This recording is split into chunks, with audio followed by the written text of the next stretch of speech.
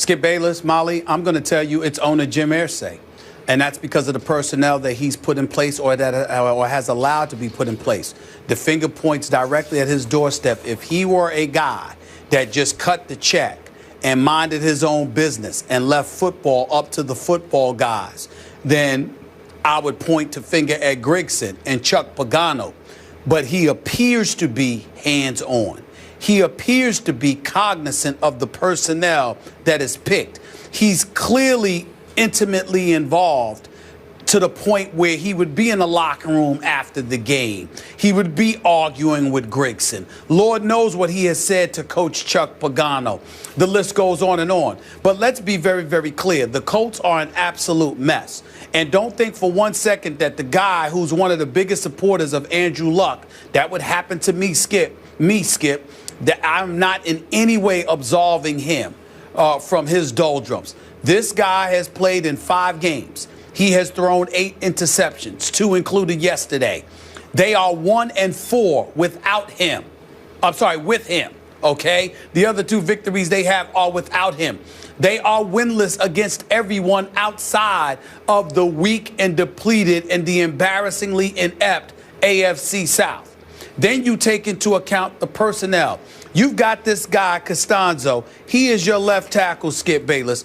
I'm just looking at some of the stuff here in terms of the amount of penalties. 5 holding penalties, 3 false starts, holding, false starts, whatever the case may be. This is a guy you gave $42 million to. He's your left tackle. He ain't getting it done. Andrew Luck ain't getting it done.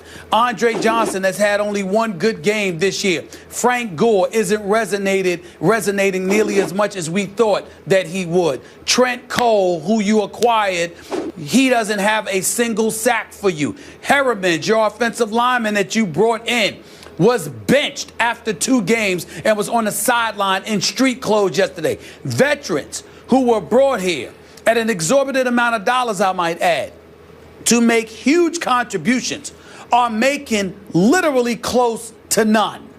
And if your veterans can't produce for you, what level of leadership can they provide for you? Because if they were paid to come here and make a contribution and be veterans, we all know you can't lead men if they're looking at you and saying, well, what the hell are you doing? That can't happen. So when you look at it from that perspective, it's an absolute mess. Of course, Andrew Luck is primarily responsible as a player on the field. Of course, Chuck Pagano is primarily responsible because his post-game pep talks clearly ain't working, okay? We understand that. And then you got undefeated Carolina and Denver coming up on your schedule, which doesn't look good for the Colts. But ultimately, I have to look at Grigson and the personnel that he's brought in play, and I have to believe if he went out there and got these age-old veterans, Skip, it had to be because the owner sat up there and said, we need some veterans to go along with the youth and Andrew Luck, a Fleener, Dwayne Allen, and these boys. We need some veterans up in here, and the owner had something to do with it. I would say to you, Irsay and Grigson, definitely Grigson, but I got a feeling Irsay might have been in his face telling him what he wanted done. And that may have influenced some of the decisions that he made. I could be wrong about that part. It could be all on Grigson, which is why the owner was in his face yesterday in the locker room, according to the reports. But I'm inclined to believe that Irsay had something to do with the personnel that Grigson brought on board. I will agree with you. The Colts seem to have a meddling owner who obviously had his own off-the-field issue that he's dealing with. You know where I'm going to go with this. Whatever responsibility we're talking about, whatever blame we're talking about, starts and finishes with the franchise quarterback, Andrew Luck. This has been a pet peeve of mine, the premature coronation of Andrew Luck on this show for 3 years, not 2, but 3 years. Just show me, Andrew. I got nothing against you. If you show me, I will tell the world you are that guy. You're Andrew Luck, as in first ballot Luck Hall of Famer. I keep waiting, and I don't see it because, Stephen A., do you realize Andrew Luck's QBR has gone down each of his 4 seasons, gone down, Yes. down. It's at 38 now. He's regressed to 38 on a scale of 0 to 100. 38 QBR right now. As you know, and I feel like I'm beating dead statistics here, but his rookie year, he had the second most turnovers in the league to Mark Sanchez. Last year, he had the second most turnovers in the league to Jay Cutler. Now he's tied for second in total turnovers in the National Football League. And as you know, he's lost all 3 of his home games. And thanks to his 2 interceptions yesterday at home, this team fell behind the visiting New Orleans Saints 27-0. Then Andrew Luck heated back up, as we saw against Kansas City in the home playoff game, that he dug them out of the hole that he initially dug. And he was pretty great in the second half, wound up throwing for 333 yards. They actually got back in the game that they lost 27-21.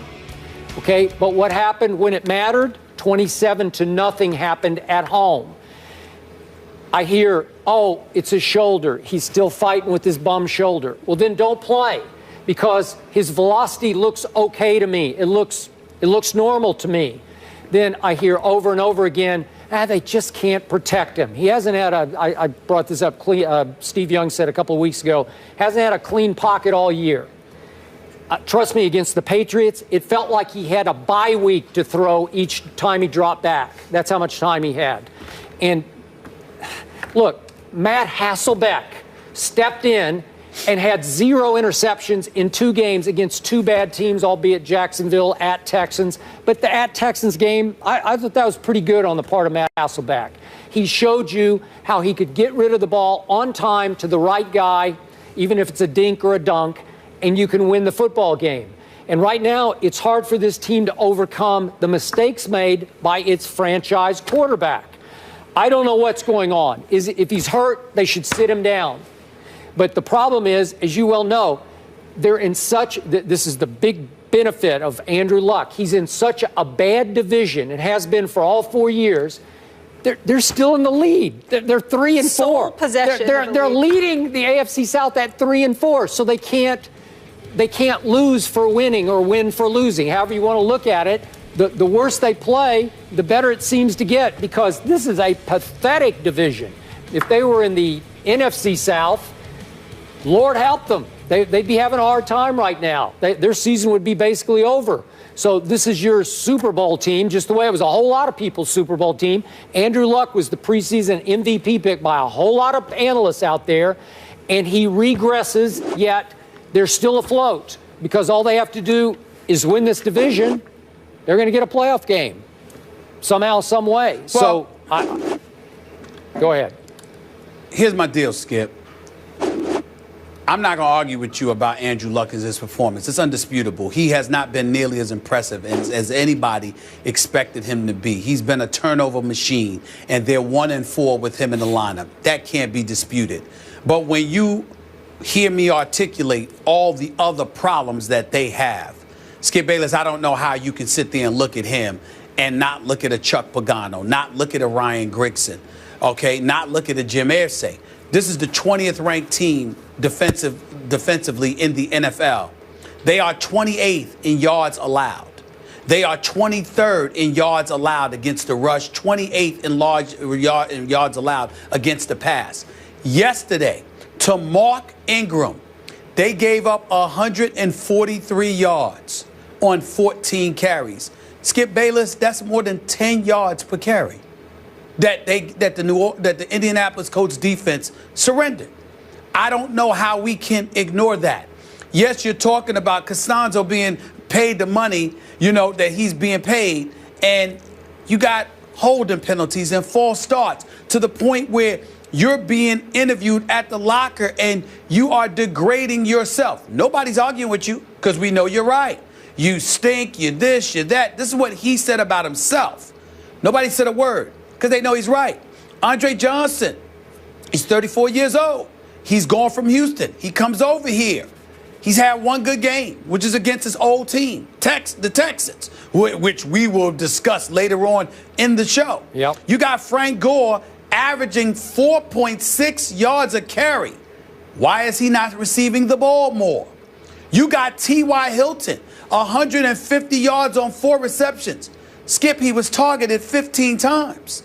Something's wrong with that picture. T.Y. Hilton targeted 15 times and only catches the ball 4 times? Something's wrong with that picture. I'm simply saying to you, Andrew Luck, without question, can play better. He should play better. I don't see something physically deficient about him. I don't see his IQ having diminished in any way. Something just doesn't seem to be clicking. And when you've got Harriman's being benched, and you've got, when you've got Trent Cole doesn't have a sack on the entire season, when you see the different areas all over the place where the problems are taking place, that's not the quarterback. The quarterback could help alleviate it. He could help negate and offset it. And the fact that Andrew Luck is not doing so is definitely an indictment against him. He's in his 4th year, been a divisional player, a wild card divisional player of AFC Championship game. Damn it, he was progressing until this year. Don't know what happened. But it is clear that the problems are all over the place. And if you're Irsay, I mean, he might be a part of the problem, but we all know that you can't fire the owner. So I really believe that somehow, some way, we may see a potential house cleaning in the making. Because you might have to get rid of a whole bunch of people. And I'm not advocating that Grigson be fired or that Pagano be fired. I'm simply saying it looks possible because that usually happens when there are problems everywhere. And the Colts have problems everywhere. I'm with you. We'll see Luck against Cam on Monday Night Football. But meanwhile, the G-Men are on top of the NFC East. But is it still anyone's division to take? Will New York hold off their division rivals when all is said and done? Eric Allen is in the house. He'll offer some insight when we return. Stay here.